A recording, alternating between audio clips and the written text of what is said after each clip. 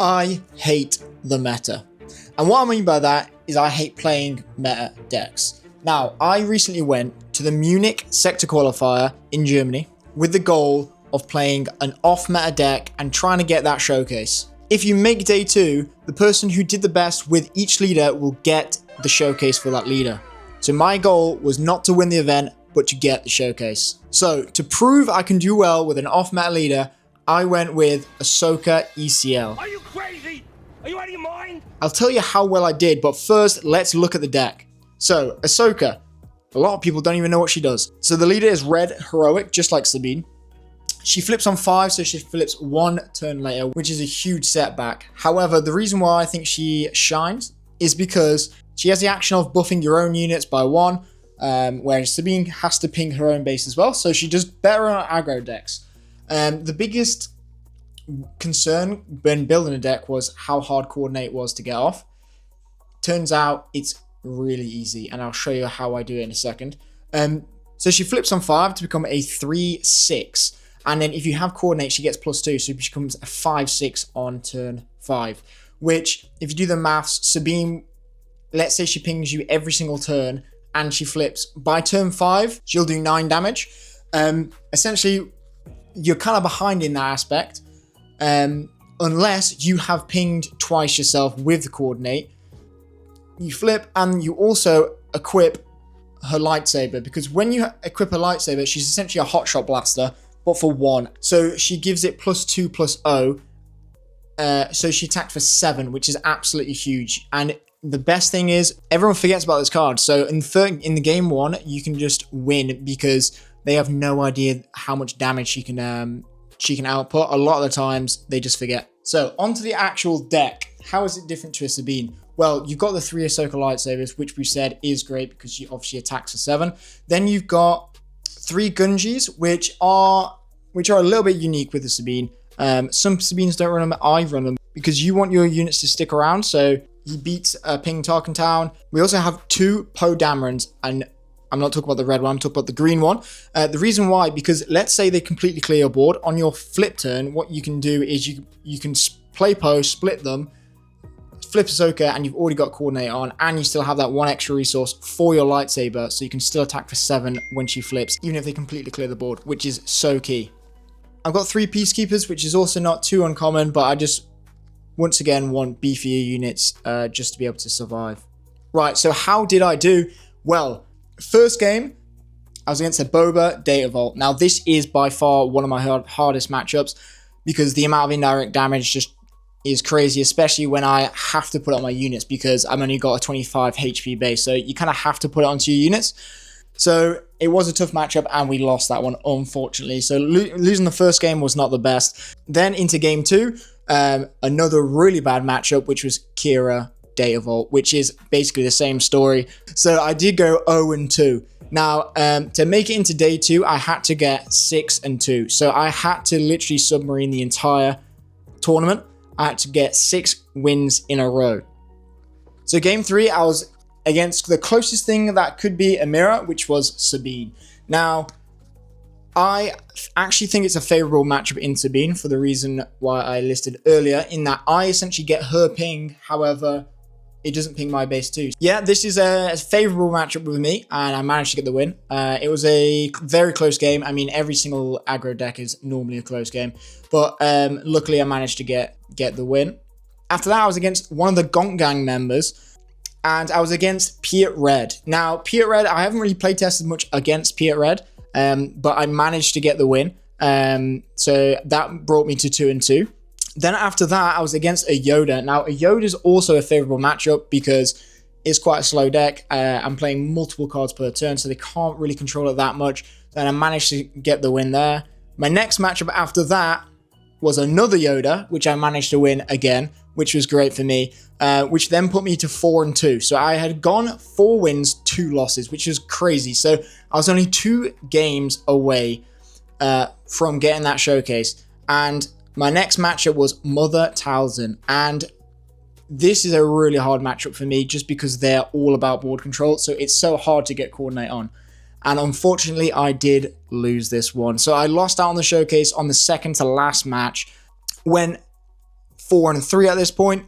And then I did play the last round just to see how I would do, and I was against another Sabine, which I managed to beat as well. So my end result was a 5-3. I had to go 6-2 to make day 2, but unfortunately I didn't, which I still think is a very good result considering I think I was the only person with Ahsoka, and I had a lot of people give me some strange looks when I got my Ahsoka out. Now, all right, let's go into one game and I'll show you how it's played, and then after that I'm going to show you the upgrades with the newer set, which makes it even better.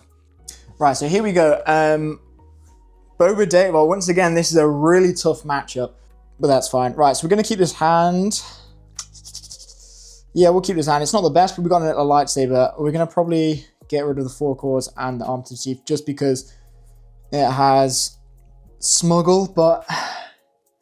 So he plays an arm, which is great. To be fair, this is a bad hand against Boba as well because we want a lot of health on our units, which obviously this is not. The Phoenix Squadron A-Wing is not exactly a lot of health. So we're going to resource the other lightsaber here. Fang Fire is huge, especially against Boba, because obviously he is a pilot. We'll just do through to base here. I think we're just going to play Blue Leader and hope he doesn't... Okay, that's cool. So we're going to claim here. Right, so this is where it gets a little bit tricky. So we can... Chewie. I think we're going to put the 4 cores down. Right, so what I think we're going to do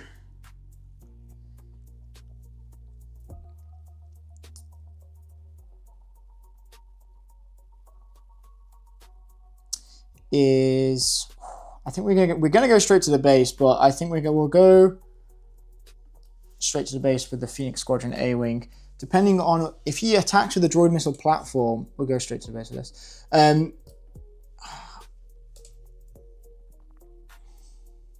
We'll put it there. I was hoping to almost get the K2SO ECL here over the Om droid, but then we can attack with the Blue Leader with coordinate, which attack at 4. But I think we still just need to. Could just go to base. I think we actually put Chewie on the Blue Leader here. So coordinate's not on, but I don't see... He's used all his resources, unless he's got a Fang Fighter for next turn, but I think this is a favourable. And we go straight to base again. Okay, we'll pass. Now this is our third 4 cores. Do we want to lose that? I think we do. Because we don't want to... Okay, he OBs. This is not very good. Okay, so I think we're going to ECL.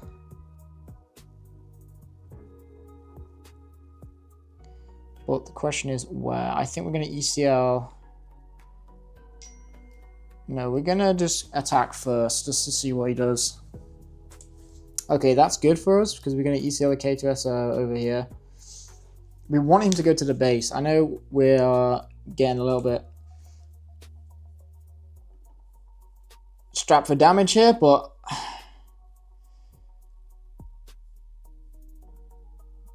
once again, if we flip, hit 7 on base, pass. We've got 2 Fang Fighters here, so hopefully he just flips, doesn't have anything in plot, and we can Fang Fighter.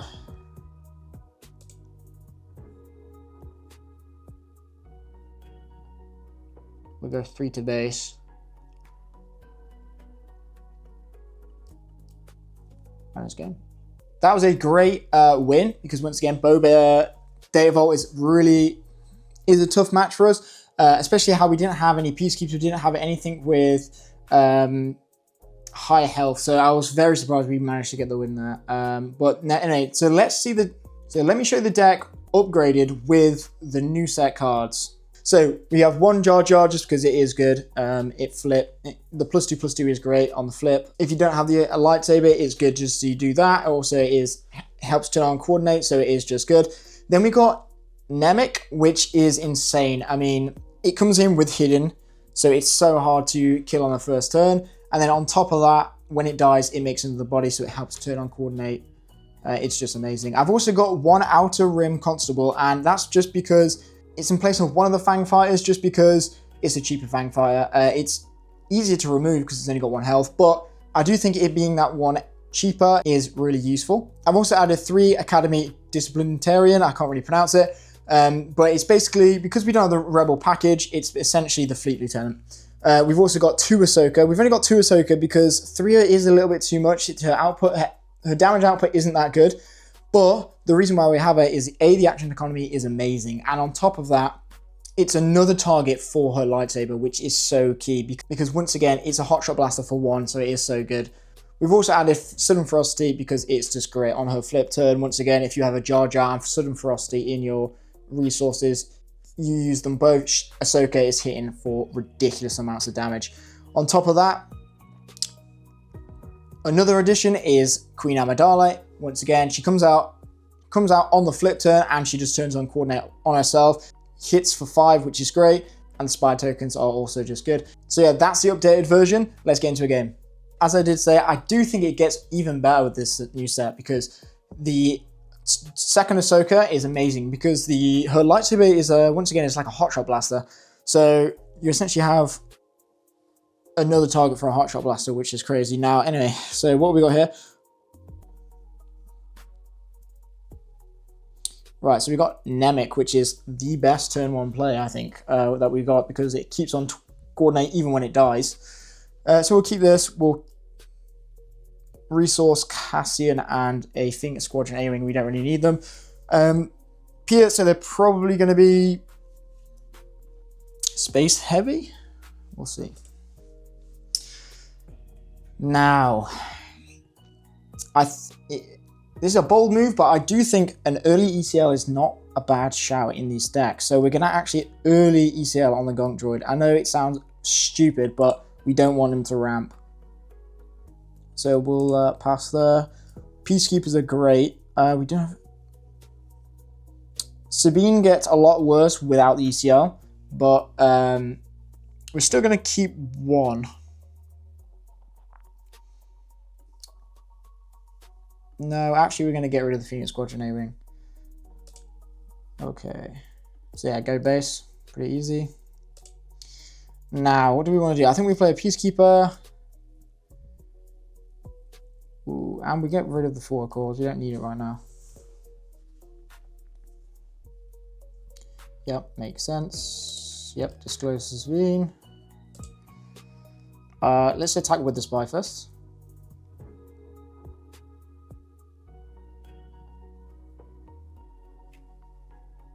Now, this is not the best for us. She gets an invisible hand. Yeah, of course. So, what we're going to do is... I also say don't be afraid to use the Ahsoka's lightsaber on something else other than Ahsoka. For example, now I'm going to put it on the Peacekeeper. But first, I'm going to put another one down. They're out of resources. They can't really do much. They're going to flip here. So Ahsoka's lightsaber on the Peacekeeper. So he's now attacking for 5, and then we can attack for 6 for coordinate. Oh, we don't have coordinate anymore, which sucks. But 5 on base is still not bad. Yeah, pass. Right, so we don't have ECL, so the Poe isn't as good as it normally is, but it's fine. Damn, the Craven Power, that sucks. I think we're going to have to Fang Fire on here. We do not want him to swing for 8. Okay, Gonk Droid. We're going to play another Nemik because we want... Okay, I thought he was not... I thought he was going to go straight to base, but that's fine. Let's go straight to base. And now we do have coordinate. Okay, this is not too bad. We'll play Queen Amidala. Keep coordinate on. We're going to resource. I think... You know what? We're not going to resource. Our top end is Wrecker anyway, so Right, okay, so...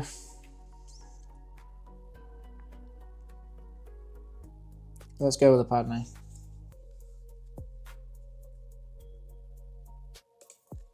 Okay, so we'll go 5 on base. Do we have a Cassian and Smuggle, which would be nice. Okay, so we'll go here. Then we're gonna claim. Well, they claimed before we're gonna attack with the Gonk Droid, but and then it should just win by attacking with the Ahsoka.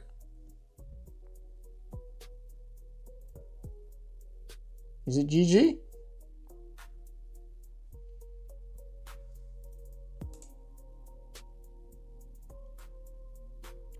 Sure. We'll kill the spy. There you go. Well, you can see it. But yeah, we would have just swung anyway. So yeah, that's how it works. It's a lot better